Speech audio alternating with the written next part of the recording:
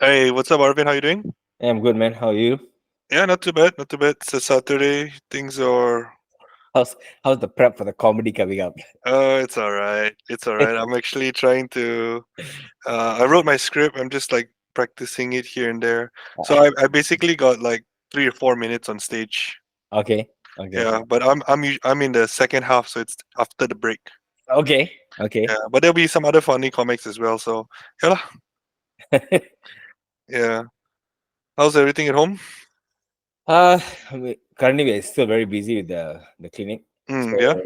a lot of things. As I told you, the last time, there's a lot of moving parts, and trying to just get things organized is really a handful of things to do, lah. So I'm just constantly on the move, trying to get things done, visiting my site. You In know, terms of like progression in percentage, how much percentage of completion would you say your clinic is at now? at about 35-40%. Okay, no, that's not too bad. And Yeah. we're looking at the estimate open in June, right? No, I'm looking at estimation completion in June. June, completion in June. Yeah, by the time I get the license, it'll probably be July, August. Okay, Yeah, okay, so all right. that's those are things that's going on right now. So pretty busy with that. Then pretty busy that nationals is coming up. So I'm also handling the medical team for that Yeah. national powerlifting, which is happening end of May. I also have an athlete competing on that on the competition itself. So quite a few things to be done, lah. Okay, fair enough. Yeah, All right. so that's where we at. Okay, so let's jump into today's topic. Today is going to be something fairly, something new that we've not done before on our podcast recording. Mhm. It's going to be something similar. Actually, it's going to be quite similar. I got the idea of uh, Mike Israel and what's the other guy's name he was doing it Jared, with? is it? Or No, wait, I know who you're talking about. Jeff Nippert. Yes. Jeff Nippert. Yeah, I don't know why the name. I forgot the name for a moment. So anyway, he and Mike both did this same thing which we're about to do. So basically, we're gonna list 10 topics, Okay. and we're gonna vote whether it's underrated or whether it's overrated. Okay. Okay. Okay. Now, after we vote, we're just gonna briefly explain why we think it's underrated or overrated. Okay. Okay. Cool. So let's go with the first topic, shall we? Yep. Okay. I'm gonna say the topic, and then I'm gonna count down three, two, one, and then we're gonna say our answer. Okay. Okay. All right. The first topic is foam rolling for recovery. In Underrated. three. Hey, you didn't wait for my countdown. I Sorry, what did you say? said underrated. Underrated. So you think that it's not being used enough? I think it can be used. Mm-hmm. I think it has gotten quite a bit of bad rap simply because people tend to overdo it. Mm-hmm. Okay. But personally, since I've gotten injured, I've realized that foam rolling can be helpful, especially for post workout recoveries. Mm-hmm. Not in the sense it's going to remove all of your pain, but Mm-hmm. there is a sense of comfort of using something like a foam roller, even the smaller foam rollers, right, for like your Mm-hmm. shoulders and so on, and the bigger ones for your legs. It gives a sense of comfort post workout, and it does help with reduction in discomfort and sometimes the soreness itself. Uh, but I do agree that sometimes it can get a bit overrated, especially for warm ups. Mm. People can. I've seen someone who actually warmed up for a good 20 minutes just foam rolling on the floor, Yeah. like a seal. You know? I think What you didn't say yours? my answer is gonna be overrated Okay. just because of how it's particularly being viewed. Now, it's not like completely overrated, but I would say that if people were to think of foam rolling as the go-to um, method of enhancing recovery or improving recovery without looking at the major contributing factors that have more science to them in terms of recovery, like sleep, food, uh, even proper programming. So if realistically, if you're not like overshooting your volume, you're not like training like 6 days out of the week, your recovery will be better if you're not overdoing things, right? So Yeah. if someone were to go to foam rolling as a sort of like, oh, I need to foam roll to enhance my recovery, but the rest of it is just shit, then yeah, I would say it's overrated in that regard. Absolutely. Okay. There I agree on you with you on Okay. that. All right, let's go to the next one, right? Hmm. Next one. early specialization in youth sports. Three, two, one. Overrated. Underrated. Underrated. Wait. If it's not, if I don't support it, what do we be? If you Underrated. don't support it, you say it's overrated. It's overrated. Okay, so it's overrated. All Yes. right. Uh, yeah, it's overrated. I also got confused there. Okay. Okay, Because yeah, overrated. I'll go first. I think that uh including specialization in youth sports is unnecessary because kids at the age that they're at should be exposed to as many moving parts in the sports. They don't need to get into it. They just need to move because they're at such a young age that their cognitive uh, like the ability for them to like sort of receive stimulus and input via just moving, going here and there. I think that's what they need more than just like, oh, they need to move in a specific pattern plane to be better at this sport. that is true. I think sometimes, because I deal with a lot of teenage population as well in my clinics, I feel like parents. It's actually sometimes the fault of the parent too, because the parent realizes the child has talent in that particular sports, then they kind Mm, of put their head right into it and don't look into other aspects of the development of the sport or the child itself. But mm, if you look at the literature that is with NSCA, they do say that you should not be specializing with young children and teenagers because they do have the ability to build multiple attributes. So the same child who's actually a midfielder in football can also be a sprinter. mm-hmm, The same child who is a combat athlete can also be a good rugby player. So they have multiple abilities to, as what you said, grasp all these different techniques and technical things and coordination. So you want to build as many attributes as you can before you start specializing. So the thing about youth sports is, you do want them, like, if you look at how people in the sports schools actually develop youth sports, is the kid has to play football, but the kid also has to do other conditioning work, mm-hmm, and probably the kid is a really fast runner. So mm-hmm, normally you'll put the kid into sprinting as well. mm, But then again, it's also a time factor. So you have to understand that time is a factor. So I don't think kids these days have so much time to go into multiple sports.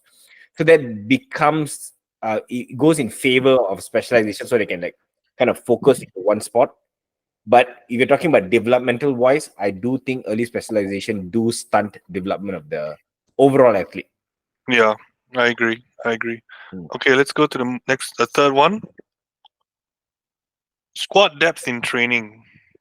Is it overrated or underrated? I think maybe we give some context to this. Like, is it absolutely necessary for everybody to hit a specific squat depth, or at least what the current understanding of proper squat depth is when it comes to squatting? I think then is overrated. Overrated? Yeah. I think it's overrated too. Okay, so here's my take with squat depth. For me, if I ask you to do a weightless squat, that means your body weight squat, ideally you should be able to ATG it. You should be able to do a full squat. I mean, you should be able to get your butt down to in between your ankles and stand up, because that just shows that you have good mobility in your hips, good mobility in your knees and ankle, Mm, along with good thoracic and lumbar movement patterns as well, because that just shows your capacity.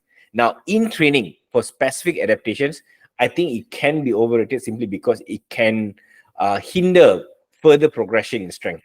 mm, You're only going to get X amount of benefit to say 110 degrees of knee flexion, and anything beyond that, 120, 130, 140 degrees, the amount of increments, or at least the differences in the development of the quadriceps or the glutes or the ductors, is not going to be apples and oranges lah. mm, It will start tapering off after a while. So I would rather someone squat below parallel majority of the time. Okay, of course, in powerlifting, as long as your hip crease is lower than your top of your knee, you pass. But I do still encourage people going through a slightly larger range of motion for more overall development. mm. So, but whether you should ATG every time, I don't agree with that. I don't Okay. think there's a need for it. What is the understood degree of depth that is accepted in today's standards? I would say as long as you can pass 110 degrees of knee flexion, you're considered pretty deep in squats already. Okay. And You what know, about the hips? for the hips, okay, that really depends on what kind of barbell position you have. Look, if you look at your squat and look at, say, my squat, Mm. both of us have very varying degrees of hip flexion depending on where the bar position is. You are more like a high bar squatter, you know, Mm-hmm. I'm more like a mid to low bar squatter.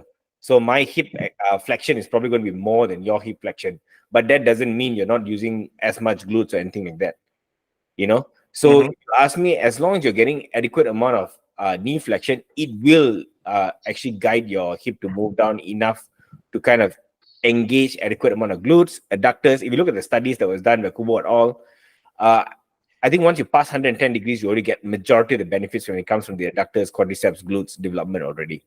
So I don't think there's a necessity to actually go beyond that, unless you do want to develop. There is a need for you to develop that kind of the strength within that range of motion for any particular reason.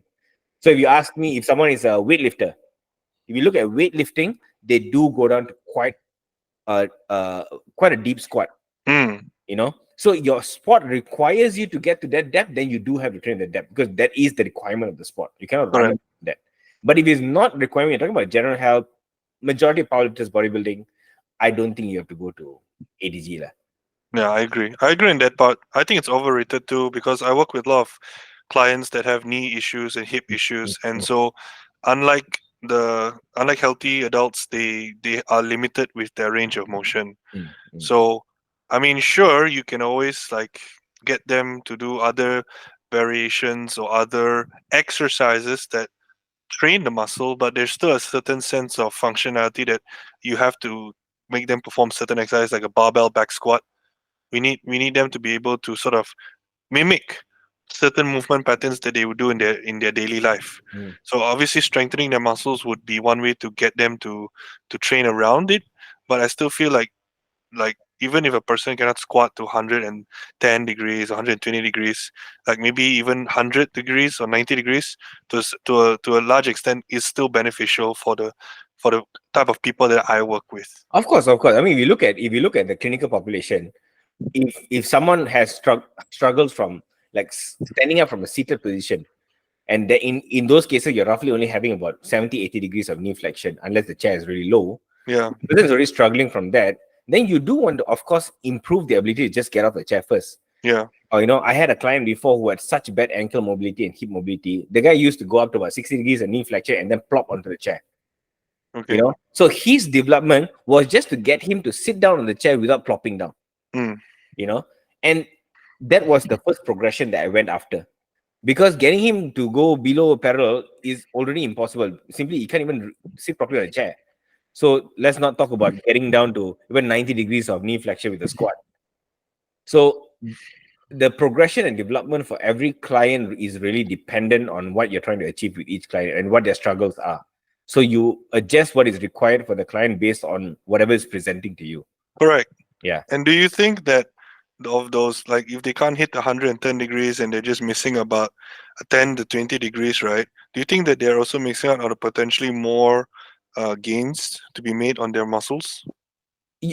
I mean, if you do look at the studies that I think it was Perez et al., right? I did a comparison of 90 degrees of knee flexion with leg extension and going a bit deeper on leg extension and how much development there was. Of course, if you go on a deeper length, longer muscle length, which is beyond 100 degrees, you do get a bit more better proximal development of the muscle. Yeah. But it is not like the person misses out the whole thing. Yep.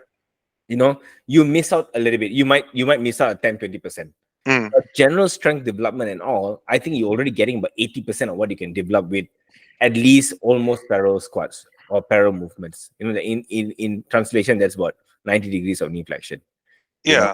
So that's actually what I wanted to sort of know hear as well, and also I wanted the listeners to hear as well, because they think or they assume that if they're not hitting this very specific arbitrary squat depth, that they're just completely not getting any form of gains, or at least whatever gains they think that they're getting is probably halved, like less than 50%, just simply because they're missing that 10 to 20 degrees on their knee flexion. yeah. I mean, in the media space that we have right now, a lot of people are paddling on the extremes, right? Yeah.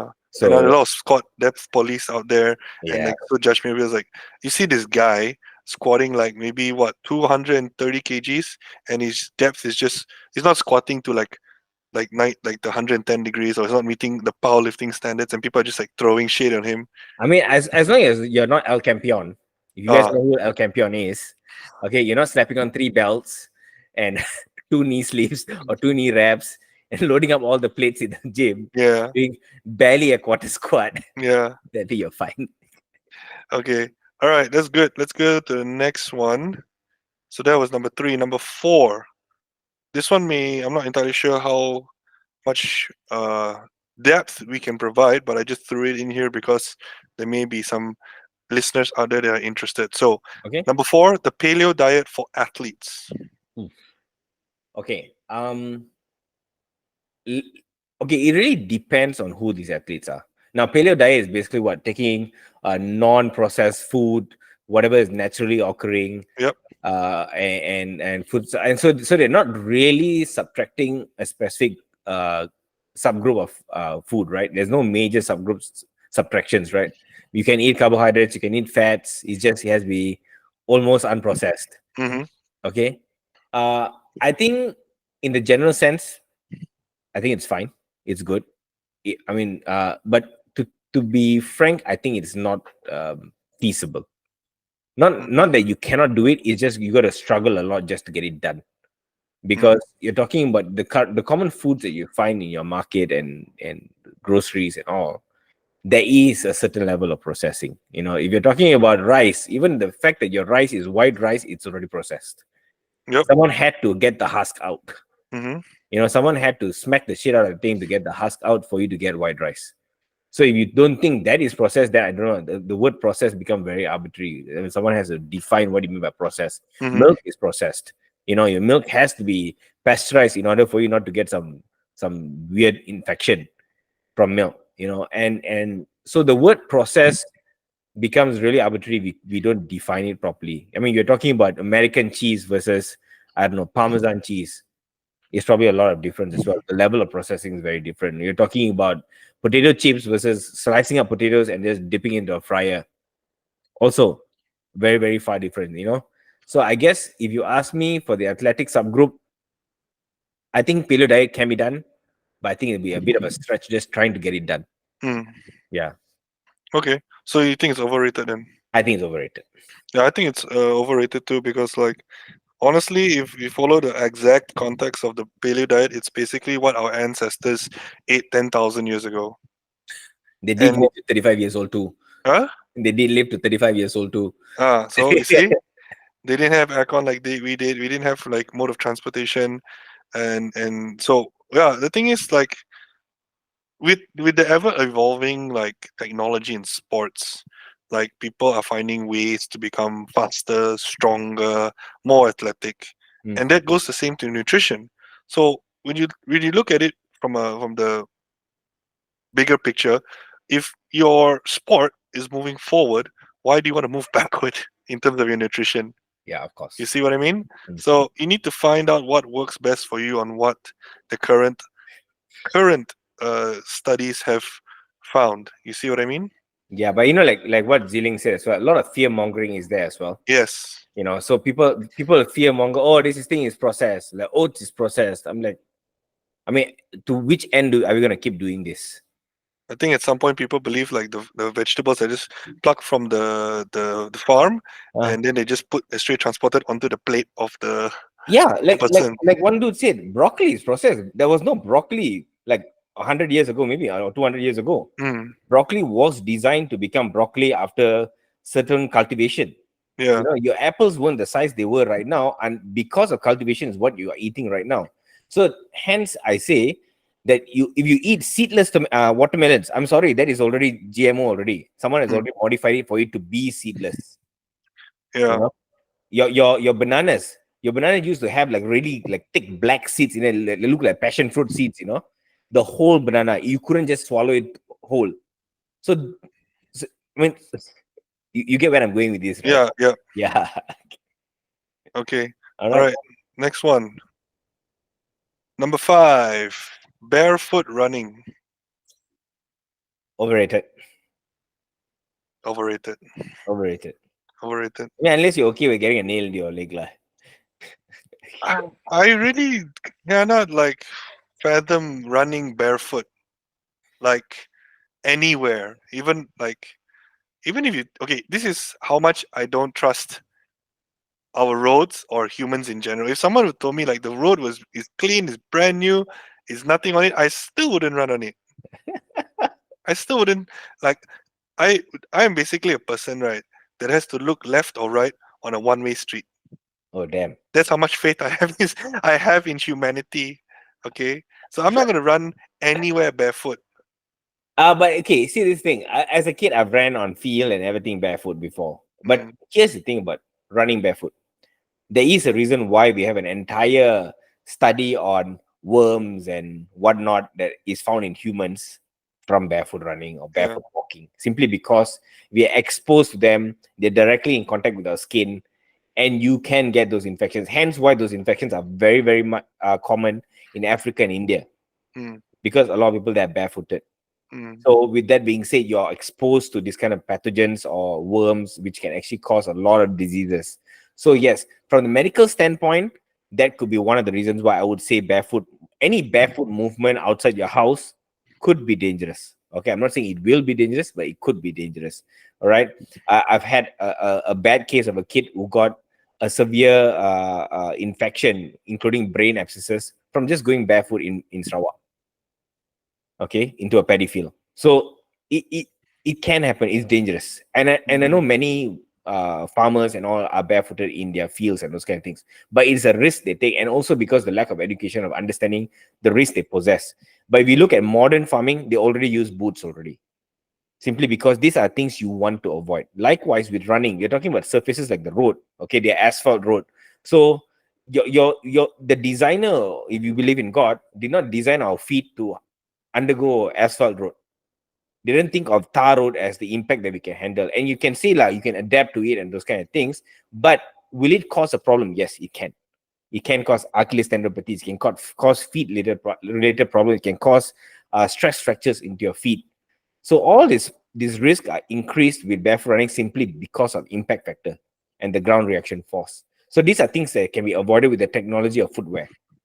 Now, if you ask me, if someone uses things like Vibram and runs, you will realize that someone who uses a vibe, if you're someone who's listening who's a runner, you'll realize that barefoot running and running with shoes, especially a rocker bottom shoes, is very different.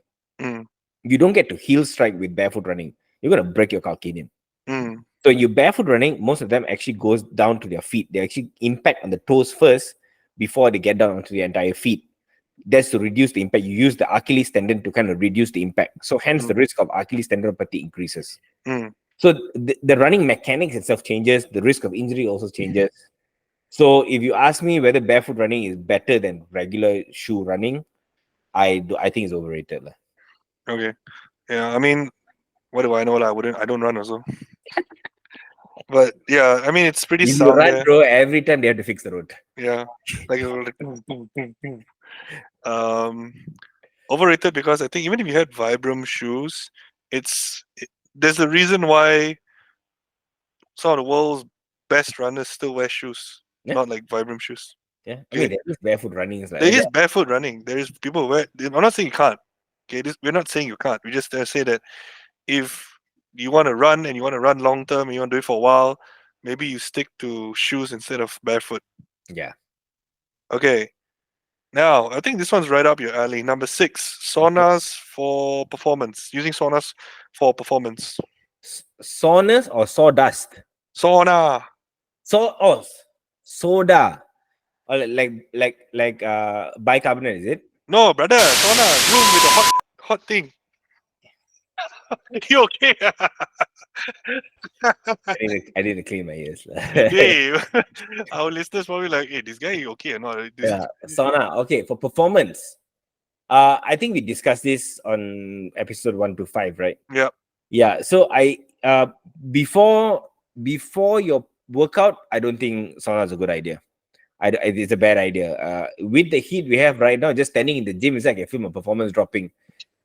Okay, all right. But post workout recovery, it can be beneficial. Mm-hmm. So in the sense of recovery can aid improvements in performance, yes, I do agree to a certain extent, but to what extent really depends on how much of it you use, how long of it you use, and how your body is adapting to it. Everybody reacts to everything differently, so it's something that you can explore. Okay, 15-20 minutes of a sauna of 38 to 40 degrees temperature, air temperature. So I mean the sauna could be up to, I don't know, 80, 90 degrees inside there to get the air temperature to about 38 to 41 degrees, I think. That was the thing. Or even steam rooms. So recovery wise, I think can be helpful, but how much of it improve performance, it's really subjective. Okay, fair enough. So you would say is what, underrated, overrated? I think it's somewhere in the middle. Okay, somewhere in the middle. Hmm. I feel like my answer is the same as like sort of first question. Like, is it? It can be overrated, but at the same time, it can be underrated. Now, initially, it was overrated, but ever since the light of new literature, and also you like explaining on episode 1 to 5, it there is a place for it now. I would like to say there is a place for it now in the recovery toolbox. Mhm. But like I said, if you want to, these are all usually things like foam rolling. These are usually things that you want to give like the 1%. It's going to aid you. Like think of it, it's going to aid you in terms of 1%, right? Mhm. So I would say that it's like if I were to choose between underrated or overrated, I would say it's overrated for performance because I still feel like there are many things that you can do to improve performance before reaching that. But like I said, at the end of the day, if you feel good, if it makes you feel good, it puts you in the right headspace. You just enjoy it, and psychologically, the placebo effect of feeling good and doing good is right there. By all means, go for it. Yeah, I think, yeah. I think you correctly said already. I mean, as long as you're making sure that the really important thing, the thing that can be really game changers when it comes to like sleep and nutrition, and your training parameters are well taken care of, then adding like the sauna and all can be helpful. But if you don't have those main blocks really working well, then I think you're just shooting in the air lah. Okay, right. Now let's go to number 7. Intermittent fasting for athletes. I think this is pretty straightforward. I'm gonna say it's overrated. Overrated. Overrated. Overrated. Fasting for athletic purposes, like I can't think of a sport where fasting would benefit you in the sport. Do you? Can you? No, not anything that requires physical endeavors lah. Yeah, I, because like yeah, I don't uh, think it's going to be beneficial for performance. I don't think it's extra beneficial even for fat loss. yeah. I feel like the whole like debacle about doing intermittent fasting equates to more fat loss is just it's not true. Yeah, I don't. I feel like I don't I feel like a broken record already. So yeah, we covered this right with yeah, Kedrick. we covered Did we this cover already. this Kedrick? We covered no, we covered. Kendrick talked about keto. Oh, keto. Yeah, Right, but I right. think Zealing already spoke about this last Yeah. episode. Okay, next one. Righty. Oh, cold water immersion. I see that Hisham is now doing his ice bath, and he kept frequently mentioning you. He said that he's discussed this with you. Mm. Are you okay to share your discussions with him or what he asked? Okay, so okay, your question: cold water immersion for what? Oh, Overrated, underrated? cold water. Sorry, finish it. Cold water immersion. For improvement of performance and recovery. Overrated. Overrated. Okay, yeah, overrated too. Okay, I think the answer is same as what you mentioned earlier. If you don't have the bigger blocks figured out, ice water immersion is not going to really help. And since Hisham did that thing, I'm getting a lot of ads on Instagram about it. Like I'm going to dip myself in the cold water. Okay, so the thing is, people keep comparing this to the Nordic people, and you have to understand, Nordic people already live in a cold environment. So ice water bath for them is nothing new. They do dips in that like regularly. Hmm. Okay, so in the grand scheme of literature, ice water immersion post workout is actually detrimental to hypertrophy, and to a certain level, actually, we have information saying that it can be detrimental to strength outcomes as well. Because Hmm. at the end of the day, both of these are adaptation related outcomes. Hmm. Okay. Now, the only time I would support ice therapy, and in Hisham's case, if you realize Hisham actually doesn't only powerlift, Hisham does a lot of running. Mm. Okay, Hisham also plays what is it, pad ball? What is the thing? Pickleball, The new paddleball, thing Gen Z is playing right now. paddleboard. Paddleboard. Okay, I don't know why people switch from tennis to this, but okay, fine. Uh, You sound like a boomer, like an angry boomer. No, we're just getting excited about so many other things in this world. Okay, fine, whatever. Yeah. Paddleboard or is he playing tennis? One of the two things. He's doing one of those. So he's got like three different sports that he's already doing. Mm. So his question was, how do I improve my recovery? And I said, of course, ice water immersion can be one of the things to actually improve your inter-workout recoveries. But Hmm. if you're talking about improvements in strength, then it's definitely going to slow it down. Now, and I told him this as well. You have to also understand you're doing multiple sports. Every bit of fatigue that you get from other things that you're doing will add on. And your neurological system is one. So if you continue to pound on your neurological system, it will dampen your recovery. And Hmm. and this is this is in the background of you having maybe not adequate amount of sleep. But if you're someone who's sleeping 9 hours a day, your nutrition is on point, you know, Hmm. then I think you can do it. And of course, if you're a younger person, you have the recovery ability. It can be Hmm. done. But if someone who's getting older and if you want to do multiple sports, that itself is going to reduce your rate of recovery. So having ice water immersion may help, but to what extent is that definitely really, really dependent on other factors as well. So this is what I told him. So I told him if you're trying to, if you see what he's mentioned is, he even mentions that it can actually dampen hypertrophy gains and to a certain extent strength gains. But because he wants to prioritize his ability to recover between workouts, then he's using this strategy, Mm. which I Okay. think is fine. Yeah. In that case, it's fine. But overall, I think cryotherapy is it's like the 1% thing. But even then, so it's like 0.5. Yeah. So it's overrated for me. And just to extend on that, people you talk about cryotherapy or cryo chambers for fat loss. That's another thing that is overrated. Yeah. Okay, I think we covered this before already. So it's actually overrated, oversold. And if you ask me, it's false marketing. Lah. Yeah. I think I remember seeing like someone's bio, right? He's a cryotherapist. He likes putting eyes on people. Yeah, exactly. But like, why? I have so He can many act in the next questions. Batman. It's like Mr. Freeze. Yeah, Mr. Freeze. He's like, you got cold. It's like freeze. Okay. Number Number 9. 9, okay. Okay, number 9. Weightlifting for children. I think it's underrated. I think more kids should be doing weightlifting, or at least lifting weights at a younger age. Sorry. Okay, if you ask me, weightlifting, I think is a no for younger children. Hmm. But lifting weights is a yes. Okay, I think weightlifting in this context means just resistance training or lifting Okay, weights. if resistance training, then definitely underrated. Yep. If you're talking about the sport weightlifting, then I think it can be dangerous. Yep. Okay. So let me explain myself. I think we discussed this as well before. Strength training in children have been like, the myth that surrounded when it comes to like it's going to stunt your growth lah, it's going to increase your risk of bone fractures lah, and all these things is complete myths. Okay. Your risk of getting an injury is a lot higher when you put your kid to play football or badminton or rugby or even run. Okay. And kids will adapt to any kind of thing that you put them. If they break a bone, their bone will heal. Okay, if they tear a muscle, their muscle will heal. Because Mm-hmm. that's how good of a capacity they have to heal from all sorts of injuries.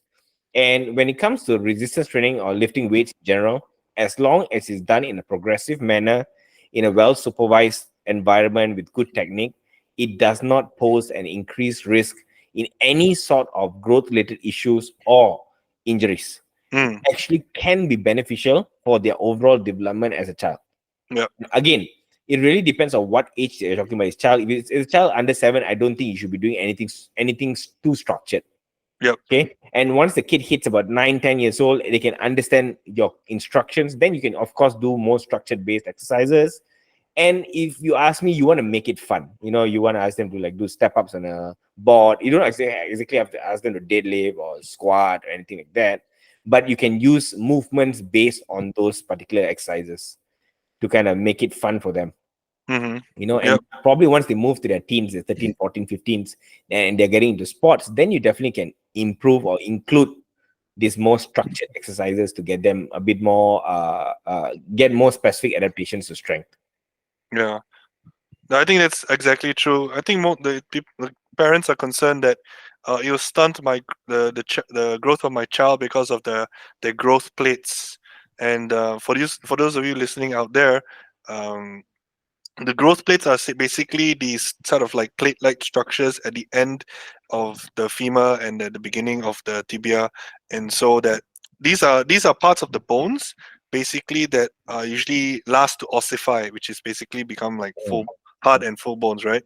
Mm. So most of the time, they people think that these are very vulnerable to injury. Um, but yeah, that is usually what happens when those particular structures are damaged. Then it stunts the growth of your child. But if things are done properly, it's completely safe. It's really beneficial for your kids. And yeah, I mean, like, you look at how kids are, at least in our day. I want to say Arvin in my day, because I know when I was a kid, I was running and I was jumping out of high places, and like, I'm fine. The kids, or the knees of the kids that did this, are fine. You know what I Yeah, mean? And you're worried that them doing something in a controlled environment is going to stunt their growth is rare. yeah. It's. I think it's just based on years of fear mongering. My parents told me the same thing as well. Yeah. When I started lifting weights, and I'm still taller than every one of them in the family. At least your parents like told you back then. My mom is still telling me now. I am 31 years old. My mom is still telling me to this day I should stop lifting weights Oh God. because it's accelerating my growth. Means I'm looking older than I should. I'm I just think like, okay, she's getting sick of cooking way too much food for you, maybe. yeah, All right. Let's do number okay. 10. Next one. Number 10. Now, bodybuilding techniques for athletes. Ooh, maybe you could tell us. But bodybuilding technique. What do you Mm. mean by technique? So you know how, like, athletes who, like, say, any form of athlete, they usually have a very like specific um, training regime that you have to go through, very sport specific in terms of movements. Usually, like, when we do lunges, it's like pretty normal, but their lunge is even more like, can get more specific to how they would do it in their sport, especially if they're an ice hockey player. Okay. Their way they lunge isn't like very generic to what we normally see. So Okay. bodybuilding techniques would probably be something along the lines of like general movements that bodybuilders do. Is it beneficial to athletes in any capacity? Overrated.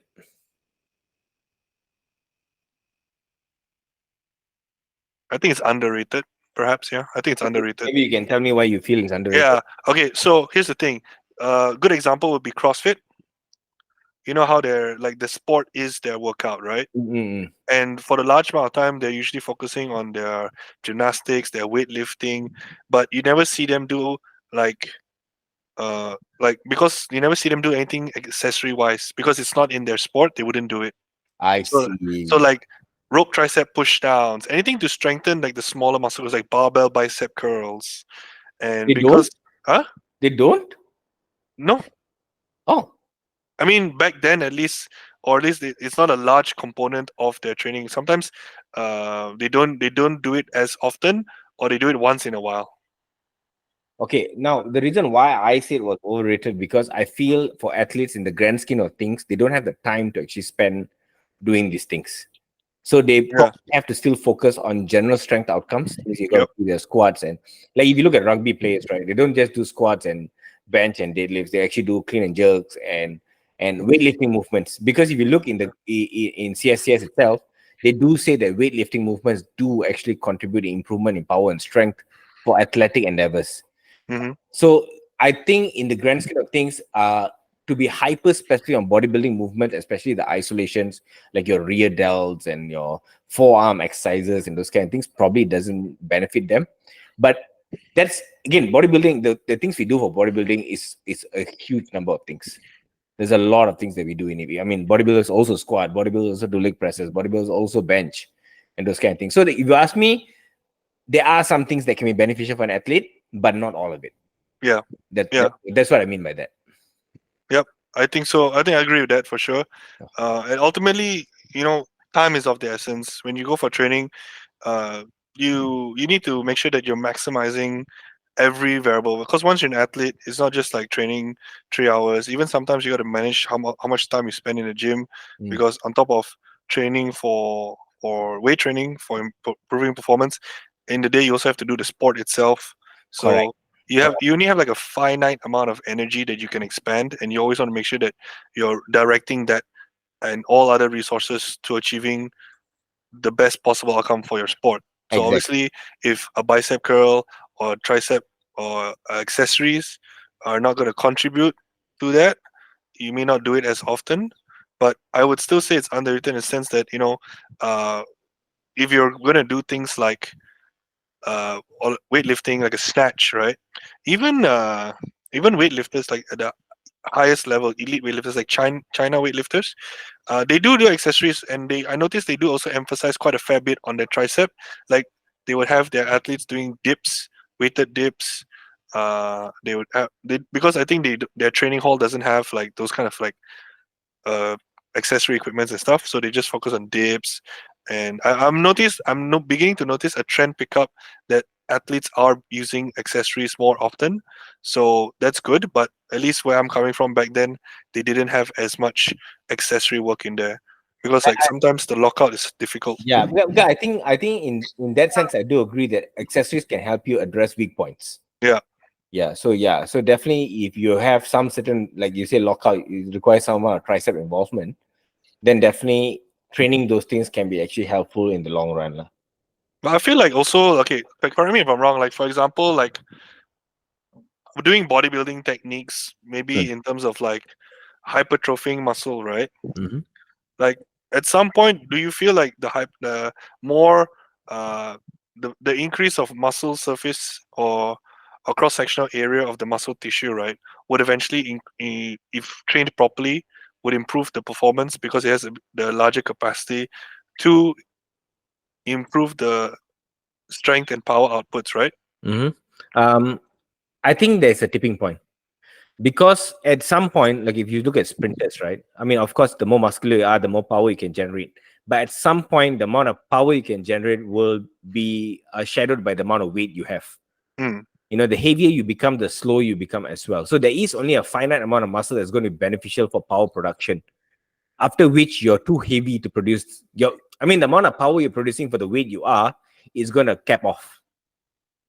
So if you're talking about athletic endeavors, I think this if you listen to I think Beckham's documentary, the coach was telling, because Beckham was actually doing a shot for one of the one advertisement where he had to pack on muscles, mm, okay, and they realized he became slower when he was playing as a winger and he's a midfielder. He became slower. So yes, you look more muscular, but you also became slower in the sport. So mm. it depends on what sport you're talking about. Sports like rugby, you see these guys are big and they're also agile. But these guys have always been big and they always train their agility with that kind of size. So if you ask me, can it be done? Yes, can be done. But to what extent it really depends. Fair enough. Yeah. Okay. All right, I think that concludes our 10 questions for today, or 10 topics, sorry, whether or not they Oh, are underrated or overrated. Thank you guys for listening in, and stay tuned for the episode next week.